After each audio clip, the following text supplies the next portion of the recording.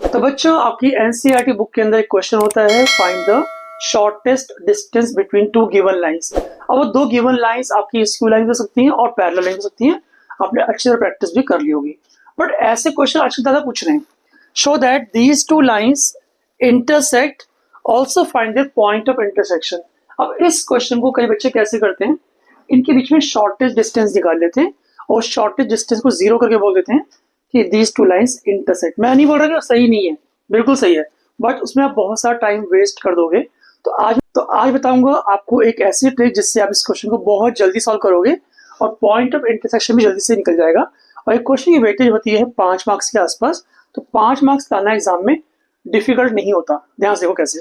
आपको दो लाइंस दी हुई हैं और बताना है कि वो दो लाइंस आपस में इंटरसेक्ट करती हैं और also find the point of intersection. सबसे पहले आप क्या करोगे, फर्स्ट लाइन को आप एज्यूम कर लो लैम्डा एंड सेकंड लाइन को एज्यूम कर लो म्यू।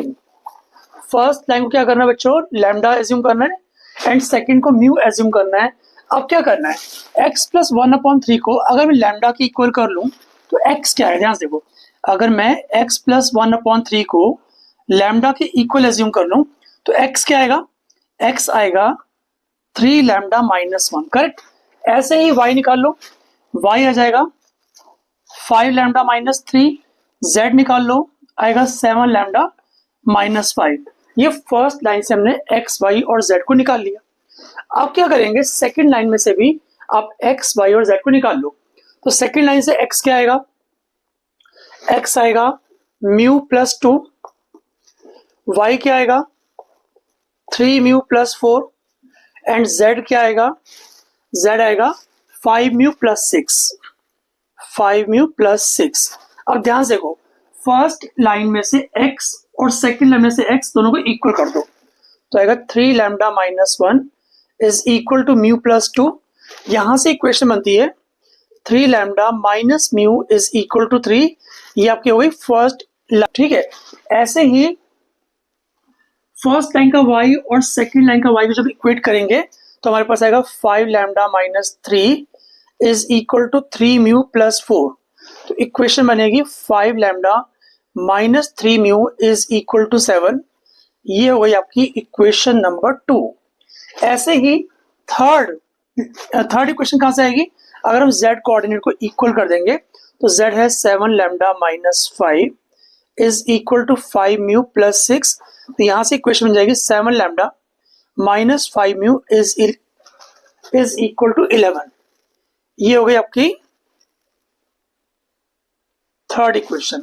अब कैसे निकालेंगे पॉइंट ऑफ इंटरसेक्शन, ध्यान से देखो। क्या करना है आपको, फर्स्ट इक्वेशन और सेकंड इक्वेशन को सॉल्व करके लैम्डा और म्यू निकाल लेंगे। ठीक है।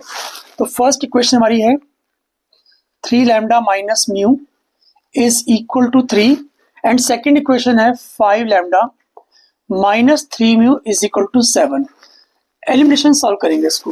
तो मैं क्या कर रहा हूँ, फर्स्ट इक्वेशन को 3 से मल्टीप्लाई कर लेता हूँ तो मेरे पास आएगा 9 lambda minus 3 mu is equal to 9।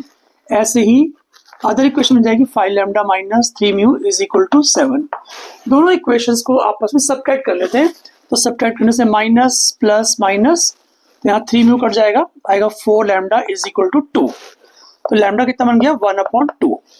Correct. ऐसे ही इस लैम्डा को हम क्या करेंगे, किसी भी इक्वेशन पुट करके हम लोग म्यू निकाल लेंगे। तो आएगा 3 lambda minus mu is equal to 3 into 1/2 because lambda अपना 1/2 है, minus mu is equal to 3। तो 3/2 minus 3 is equal to mu, तो हो जाएगा minus 3/2 is equal to mu. ठीक है। तो लैम्डा आ गया कितना, हाफ, और म्यू आ गया 3/2 माइनस 3/2।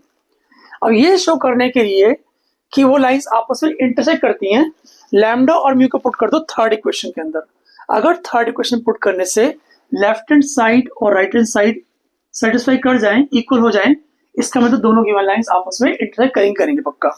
तो मैं क्या कर रहा हूँ, 7 lambda minus 5 mu is equal to 11। ये थर्ड इक्वेशन है। इसके अंदर लैम्डा की जगह पुट कर देंगे हाफ, तो यहाँ मैं हाफ पुट कर रहा हूँ, माइनस 5 म्यू कितना आया था हमारा, माइनस 3/2, यहाँ माइनस 3/2 पुट कर देता हूँ तो होगा 7/2 प्लस 15/2 कितना आ गया 22/2 जो कि 11 आ गया। फिर समझो ध्यान से क्या किया मैंने, फर्स्ट इक्वेशन में से और सेकंड इक्वेशन में से सॉल्व करके हमने निकाला लैम्डा और म्यू, और उस लैम्डा म्यू को पुट कर दिया किसमें, थर्ड इक्वेशन के अंदर। तो अगर थर्ड इक्वेशन में लैम्डा म्यू पुट करने से आपका लेफ्ट हैंड साइड और राइट हैंड साइड इक्वल हो जाए, इसका मतलब दोनों लाइंस जो दी हुई थी आपको वो आपस में इंटरसेक्ट करेंगी। अब लेना है उनका पॉइंट ऑफ इंटरसेक्शन, वो कैसा है ध्यान से देखो। तो लैम्डा आपका हाफ आ गया, म्यू आ गया -3/2।